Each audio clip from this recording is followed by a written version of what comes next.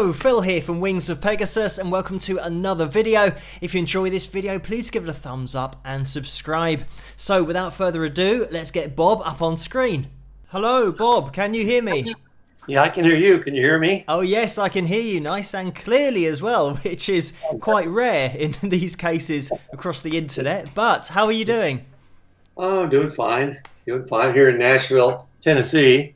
So we're getting a little weather, but it's not bad. Having fun. Thank you for getting in touch across email or by email the other day following the video that I did on my channel, because there's a lot of interest in the comment section about when it was and the version of the track it was, and there was a lot of people, well, some people did mention the fact that I didn't mention that it wasn't live, but I assumed that people would already have noticed that it wasn't, considering that the beginning of the footage was sped up in order to keep it in sync with the audio that we're hearing.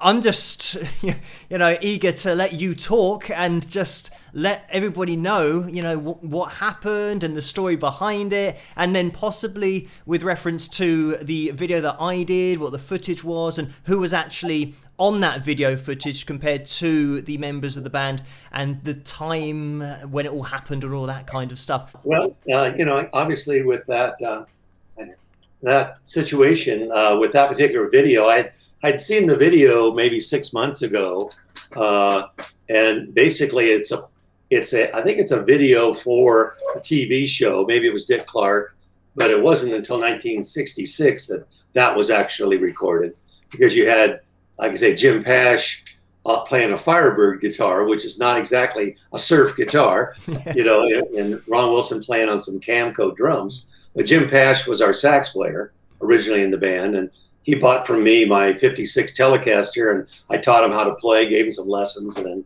he took off from there.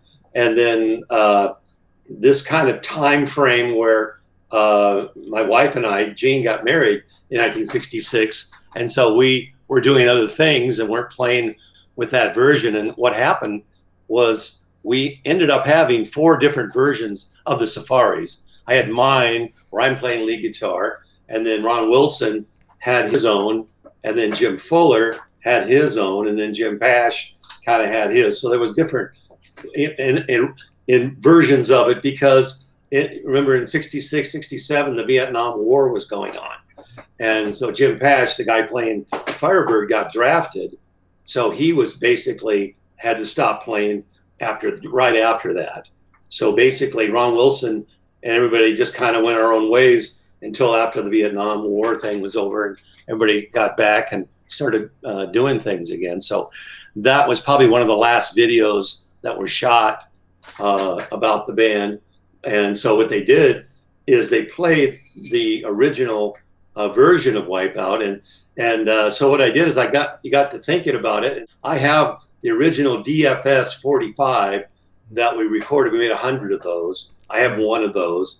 Yeah. They're worth about $2,000 on eBay, apparently. Yeah, I've seen that on eBay as well. Yeah. And so anyway, I played it. I put it on a turntable here, and my turntable is not 100% accurate, but it did play in the key of C. Now, of course, in those days we really didn't care what the record played in, but you got to remember that it was sped up. We did it in B originally, because we originally played 4-hour dances, and they would be, most songs are in E or A. And when we did Wipeout, I said, let's just do something in B. I'm tired of playing in those other keys. So started playing in B and the breaks and things. And so we did do it in B. However, Paul Buff, who was the engineer on it, out in Cucamonga, California, is where we recorded it. And songs like Pipeline were done out there originally, and that kind of thing. So anyway, he sped it up. He had his own mastering machine there. So he sped it up to C to get it under 2 minutes, 12 seconds, because on AM radio in those days, they wouldn't play a song that was longer than that. So that was the AM requirement. So they sped it up so that it meant 2:20. Actually, it's 2 minutes, 29 seconds, even at that. But then when Richard Delvey, who was the drummer for the Challengers, got a hold of it and listened to it, he really liked it. He didn't speed it up. He just edited it off at 2 minutes 12 because there's a turnaround at the end and it just keeps going. So he just kind of faded it out to make it 212 for the AM market. And the other side, which is Surfer Joe, which was our A side originally, it was 5 verses long, and he edited it down to 3. And so that made it within the 2 minute, 12-second kind of range. So the song, and we only played that one in G. I don't think we knew how to play an A flat, so we could play in G. We played it in G. That was the easiest bar chord I could make. And so making it in G, and then he sped it up to A flat to get it shorter in time. But we didn't know they were doing any of that because we were only 15 years old when we went to the studio. So we didn't know anything about, that's the first time we'd ever been in a recording studio and ever written a song. So it was all new, which was great because it allowed us the total freedom to just be who we are. 3 15-year-olds, and our drummer was the old guy. He was 17. So, you know, he started playing, Ron Wilson playing the beat and singing Surfer Joe. So that's kind of how we got started. Called what you originally called the boy band, because only 15 years old. We had, 5 sets of parents that had to go with us wherever we went, and because we didn't have driver's licenses yet, so we couldn't drive on our own. Actually, I had a learner's permit the night we recorded Wipeout, and so my dad had to come with me in the passenger seat so I could drive I had a 56 Ford pickup that I had rebuilt the engine and got it all painted up, and was our band vehicle initially. But that was another part of the story behind the song. I mean, what I love about the story behind the song is not only the age that you were when you were in the studio, and the fact that it was so spontaneous, and probably the most spontaneous it's ever going to get. When you just say to someone, we literally need a song, make a song. I love that story about it. Yeah, and it was just all fresh, I mean, it was kind of like Ron Wilson had obviously studied drummers like Sandy Nelson and Gene Krupa. These guys were original, really a lot of snare work. And Ronnie, like I said, he loved to do Scottish marching band music.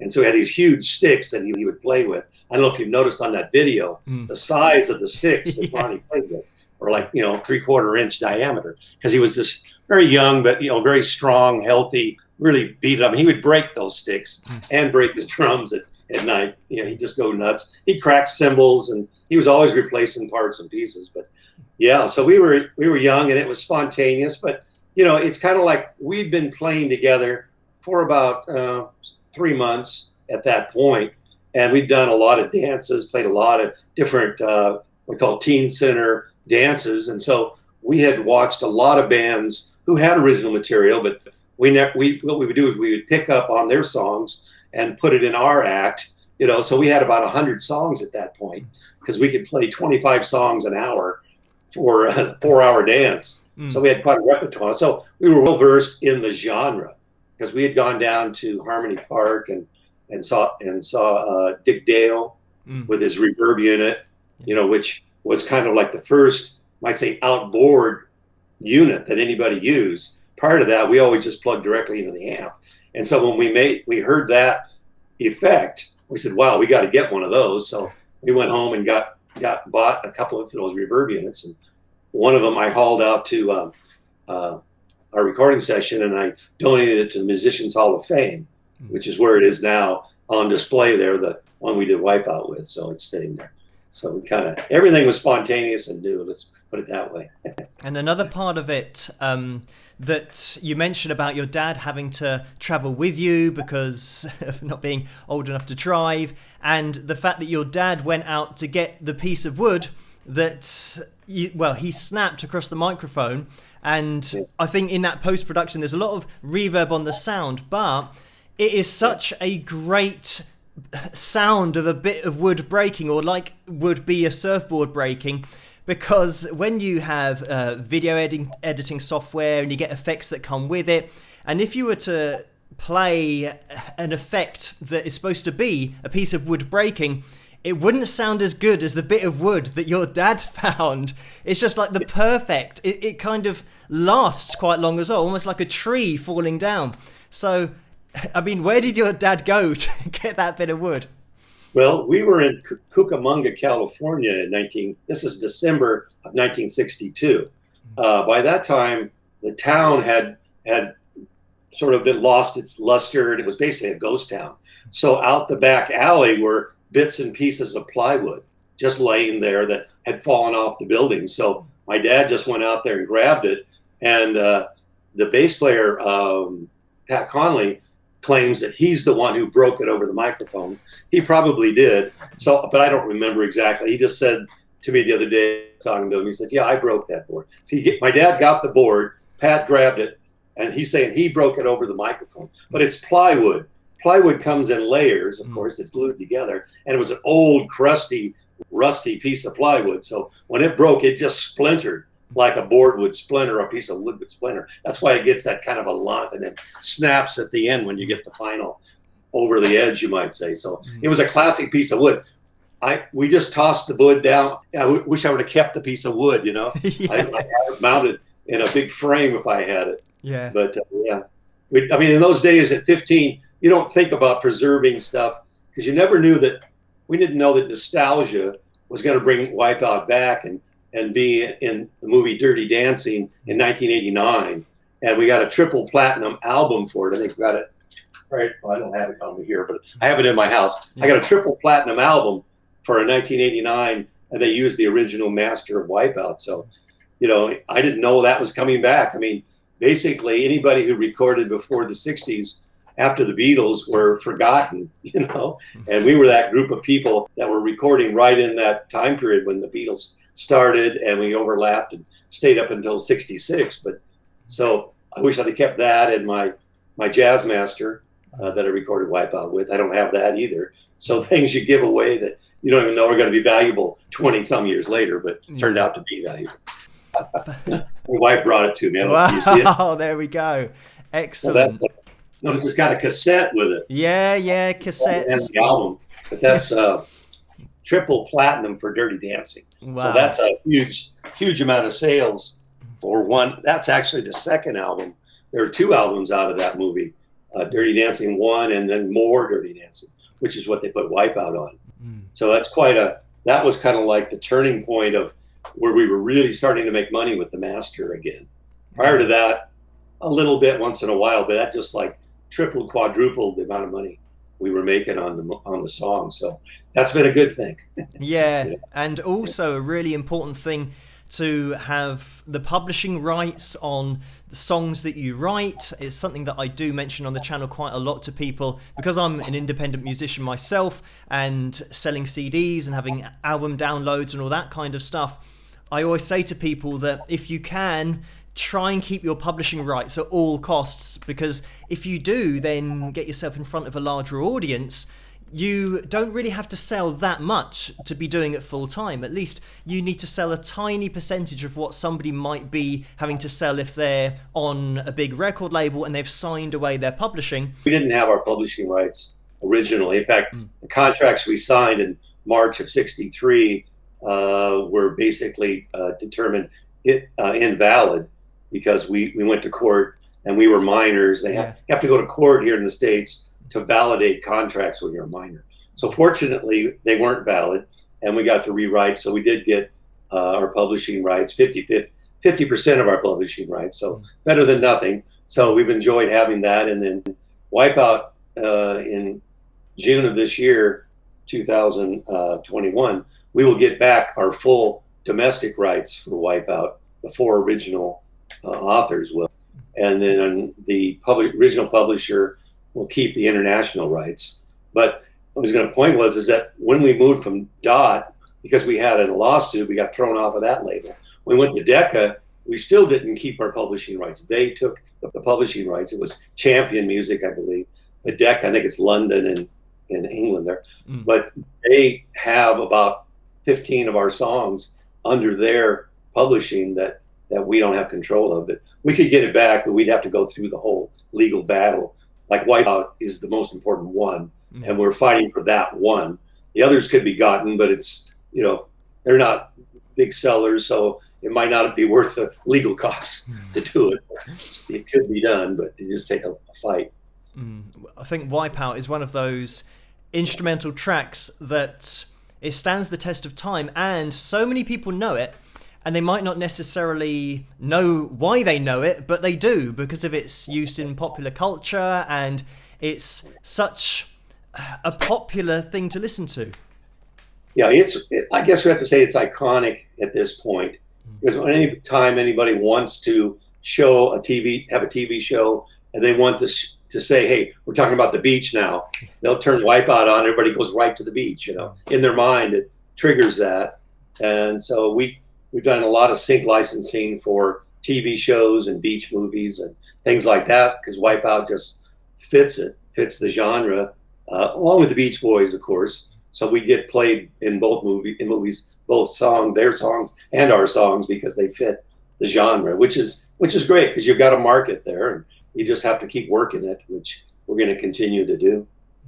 Yeah, it's definitely one of the most melodic, I would say, from not only the guitar perspective. You have got that standalone appeal of the drum solos, and the fact that you've got something that is so good from a percussive perspective, but then also just the guitar and the fact that it was so spontaneous. But I do mention on the video that I did about playing with the chords and moving that little solo line with the chords, because it just moves it along so much, and it's so melodic. It's really simple, but it sometimes works out that the simplest things are the best things, and just not to overcomplicate it.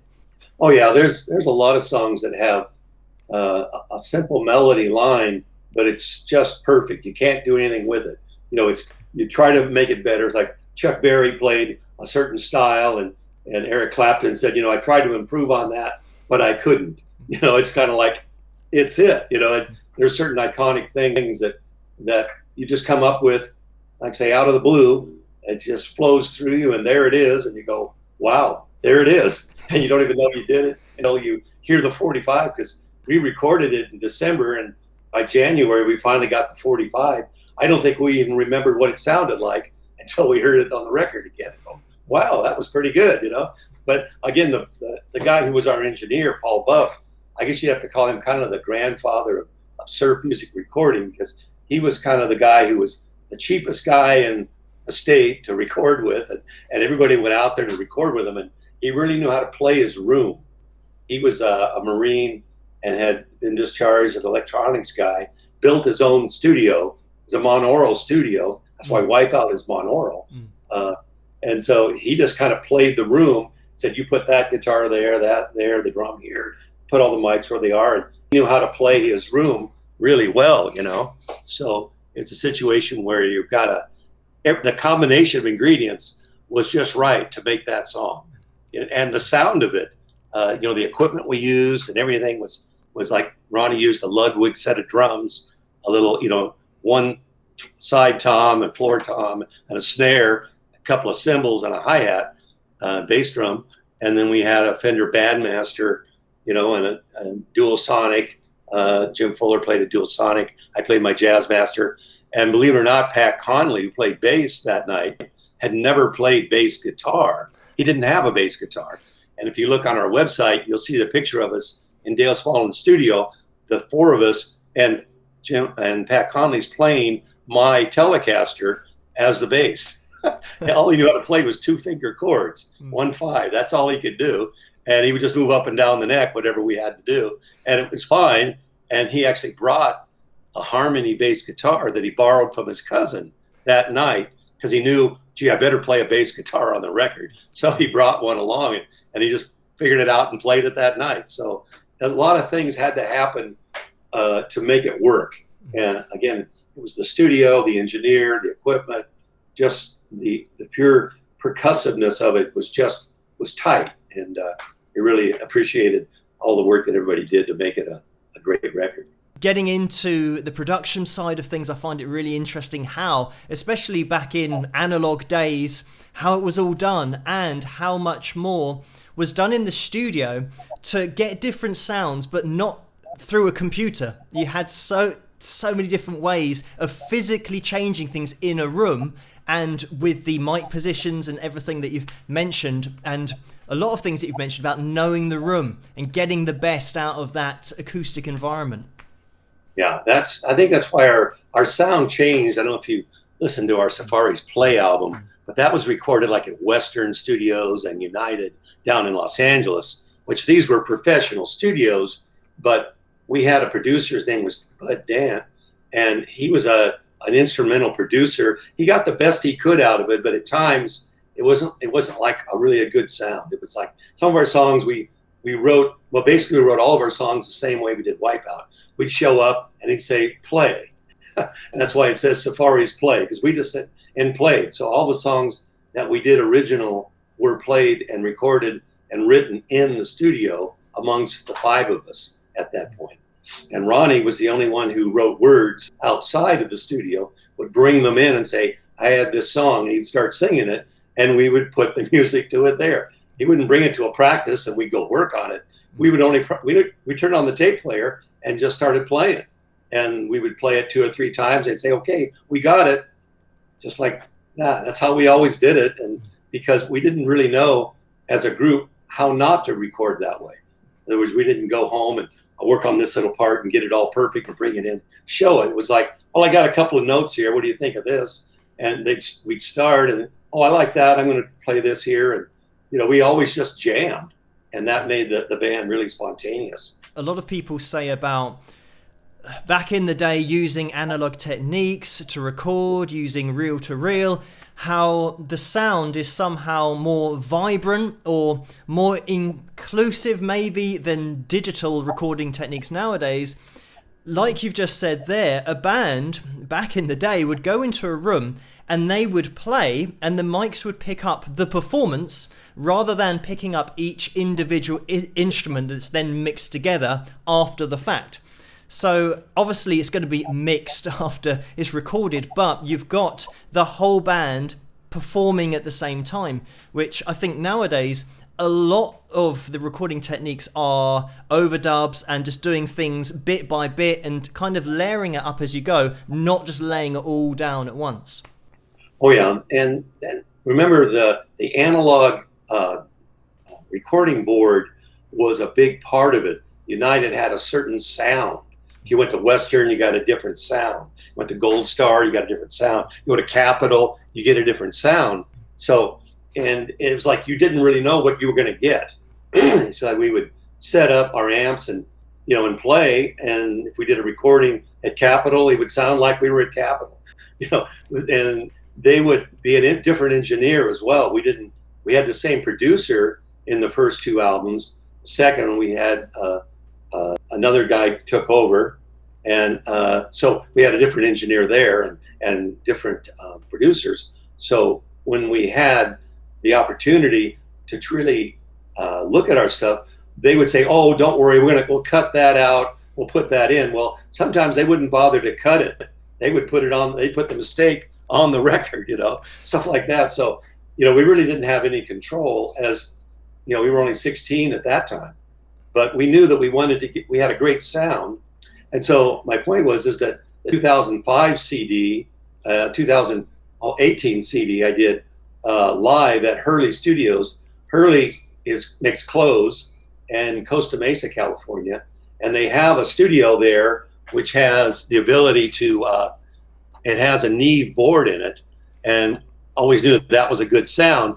So I went down there to produce a commercial for a gift. They gave away a Dewey Weber surfboard, or maybe it was Hobie, and a Fender Jaguar guitar, sort of 50th anniversary thing. And at the end of that playing, I said, "Hey, do you mind if I bring my band back and just have you turn the board on?"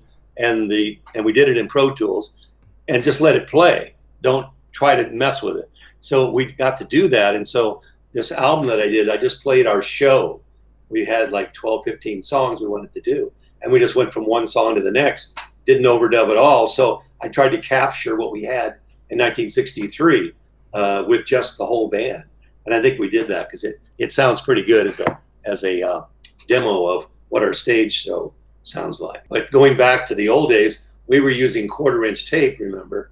And then it wasn't until the Beatles and later on got 1/2-inch tape. So we did most all of our stuff on 1/4-inch tape.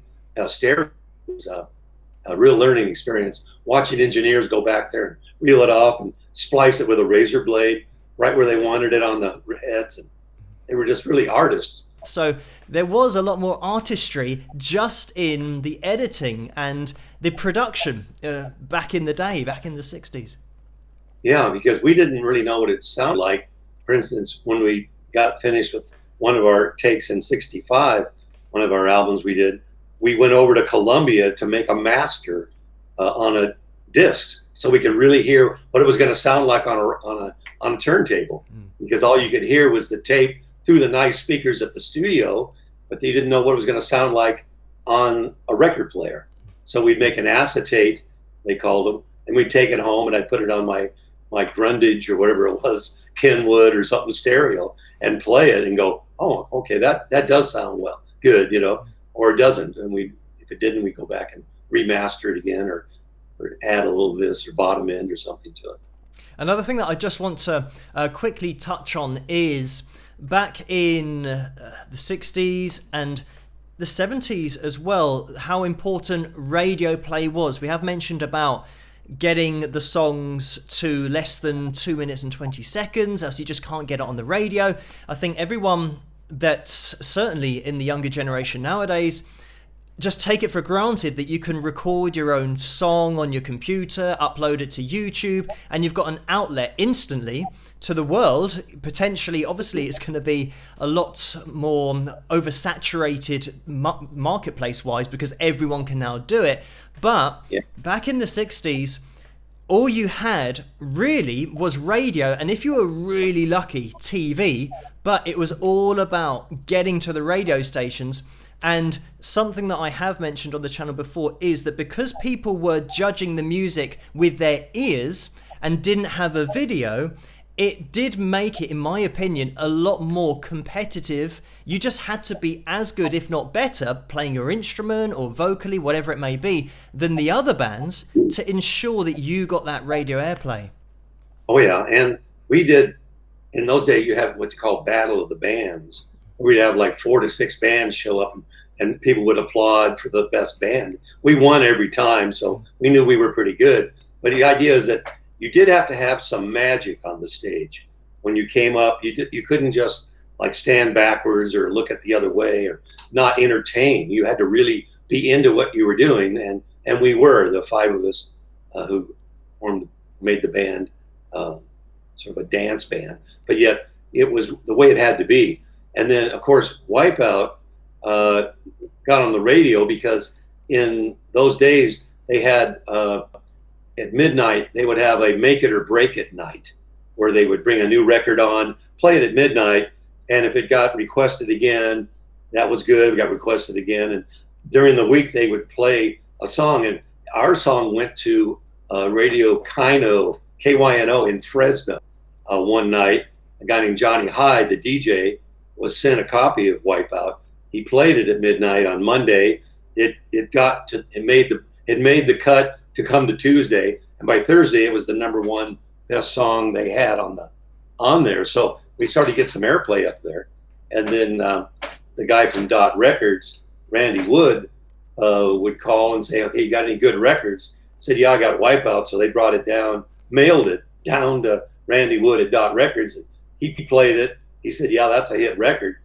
And just like that, it was on the radio the next week. And we recorded it in December of '62, and it was like #1 in LA in April of '63. So it took about 3 months for it to become #1 in LA, and then #2 basically in Billboard in July and August, September of '63. So it had a pretty rocket trajectory for a song. This is the great thing about music.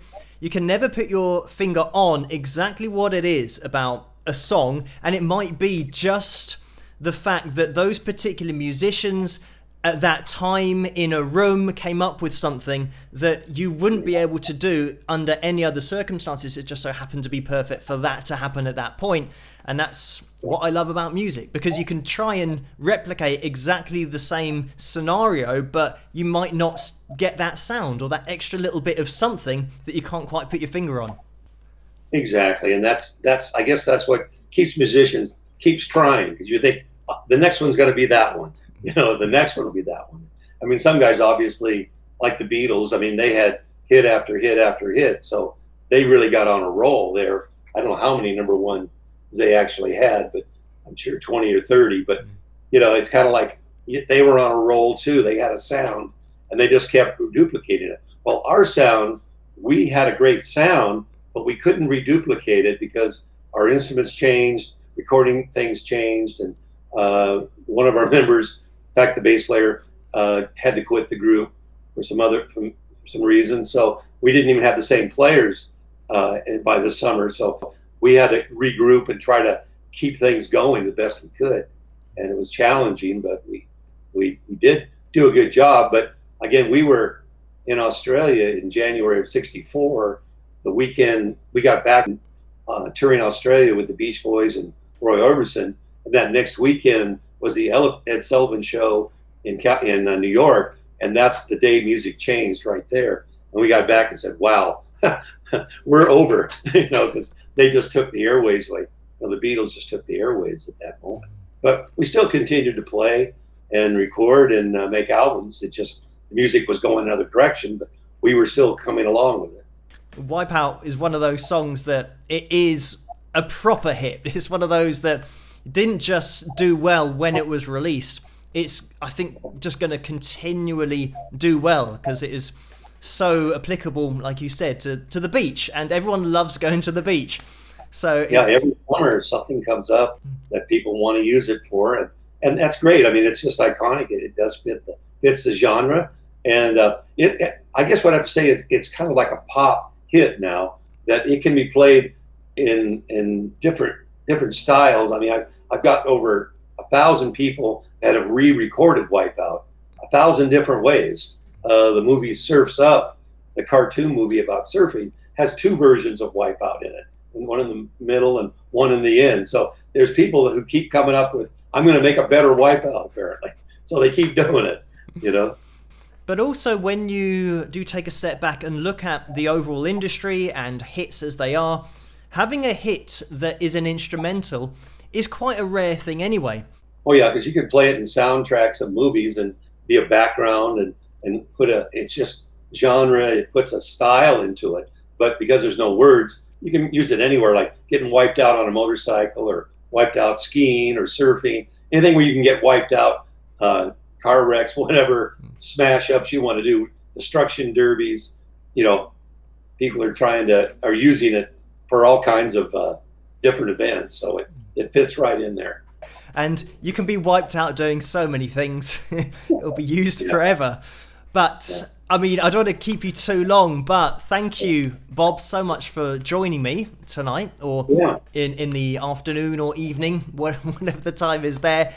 It has been a pleasure, and thank you for getting in contact with me as well, sending me that email, because it's great. Somebody emailed me your YouTube of it, and I thought, well, I'll listen to it, and they wanted the answers. So I guess when you get it up and going, maybe people will get a glimpse of what it was like to be a surf band in the '60s. And we are still playing. I still have my wife as my bass player now.